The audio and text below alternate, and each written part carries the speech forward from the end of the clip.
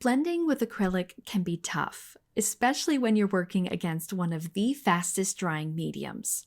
In today's video, I'm going to show you my way of blending acrylic into a seamless gradient for backgrounds and give you tips and tricks you can apply to all aspects of painting with acrylic. Stay tuned for some bonus tips towards the end of this video as well, which hopefully you will find helpful. Now let's get started. The first thing I like to do to all of my canvases is I like to tone them with a layer of burnt sienna.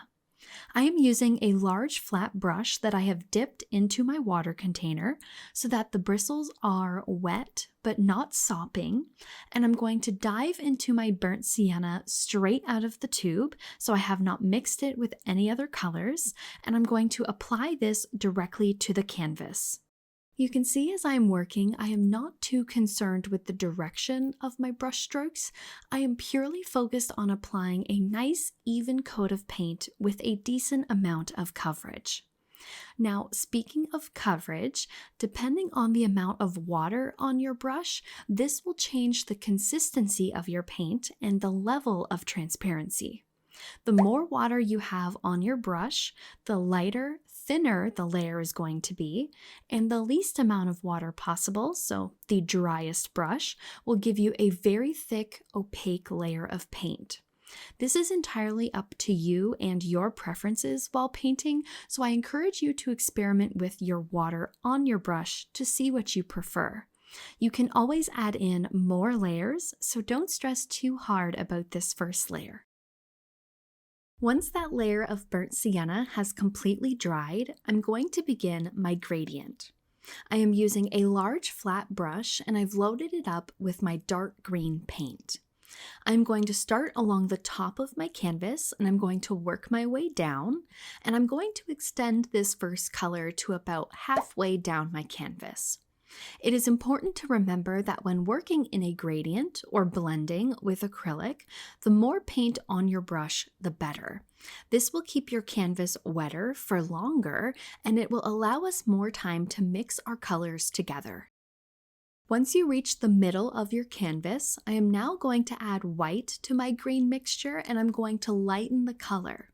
I'm going to take this lighter shade and I'm going to apply it directly to the middle of my canvas, sweeping back and forth with my large flat brush in quick brush strokes. You can see that I am very lightly brushing the lighter green into the darker green above it, and this is a technique we call wet on wet blending. Both of those two greens mix together on the canvas in the areas that they overlap, so where the two colors combine, and they create a brand new shade of green. This helps achieve the look of a subtle gradient without having to mix all of those complex colors on our palette and try to apply them to our canvas.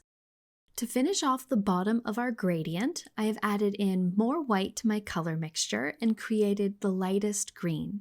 I will apply this all over the bottom of the canvas and use my quick brush strokes and my wet on wet blending technique to blend this new light shade of green into the one above it, just as we did before with our first layers.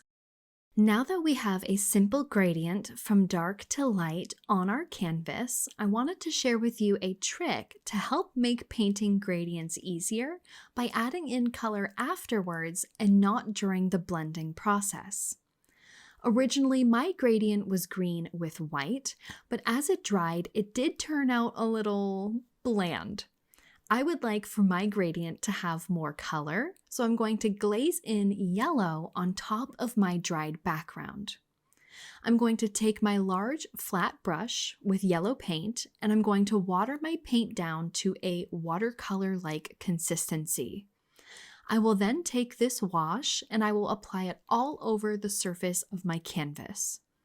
By glazing this yellow on top, the white tint in the green paint mixture will soak up that yellow color, creating a much more vibrant, saturated green while still keeping the light and the darkness of the value. So the gradient and all of our hard work so far stays intact, but only the color adjusts. Just keep in mind you want these glazing layers to be very light and translucent so that you don't cover over all of your hard work. It's also important to keep in mind that I usually only use this glazing technique for my gradients when the gradient has white within it. We need that white or a light color to soak up that glaze. If we were to use darker colors, for example, a blue to a red gradient, having a glaze over top might make it a little muddy, or it may not even show entirely. So just keep that in mind. Time for another bonus tip for blending in acrylic. There may be a time where you don't necessarily want a perfectly blended gradient for your paintings. It might not match your aesthetic or the look that you had in mind for your painting. What I like to do with my paintings is add a bit of a cloudy mist effect to my gradients using two brushes from my art kit.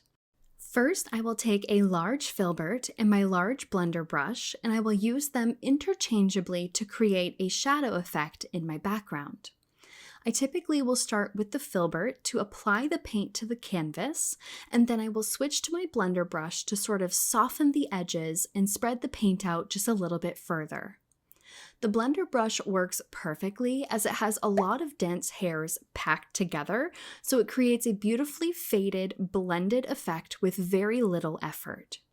A lot of pressure can also be applied to these sorts of brushes without a lot of damage or the brush becoming misshapen. I will do this for the shadows in all of the areas that I want to be dark in my background, and then do the exact same technique with the highlights.